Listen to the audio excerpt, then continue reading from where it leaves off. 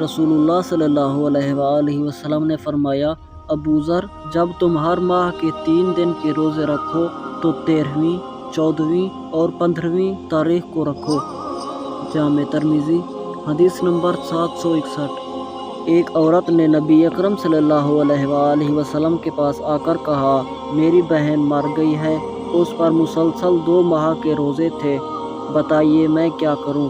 आप सल्लल्लाहु अलैहि वसल्लम ने फरमाया, ज़रा बताओ, अगर तुम्हारी बहन पर कर्ज होता तो क्या तुम उसे अदा करती? उसने कहा, हाँ अदा करती। आपने फरमाया, तो अल्लाह का हक उससे भी बड़ा है।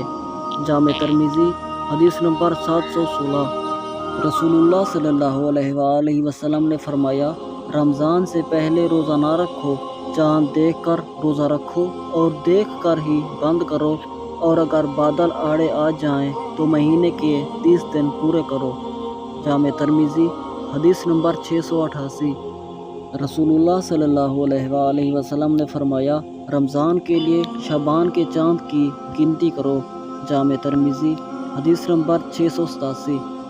रसूल करीम सल्लल्लाहु अलैहि वसल्लम ने फरमाया कि जिसने 1 रकात नमाज बाजमात पा ली, उसने नमाज बाजमात का सवाब पा लिया। सही बुखारी हदीस नंबर 580।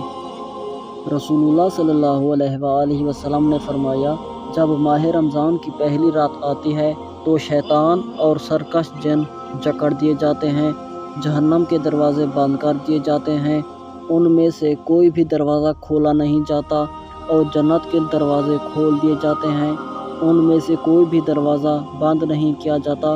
पुकारने वाला पुकारता है, खैर के तलबगार आगे बढ़, और शर के तलबगार रुक जा, और आग से अल्लाह के बहुत से आज़ाद किए हुए बंदे हैं, तो हो सकता है कि तू भी उन्हीं में से हो, और ऐसा रमज़ान की हर रात को होता है। जामे तिर्मिज़ी हदीस नंबर 682।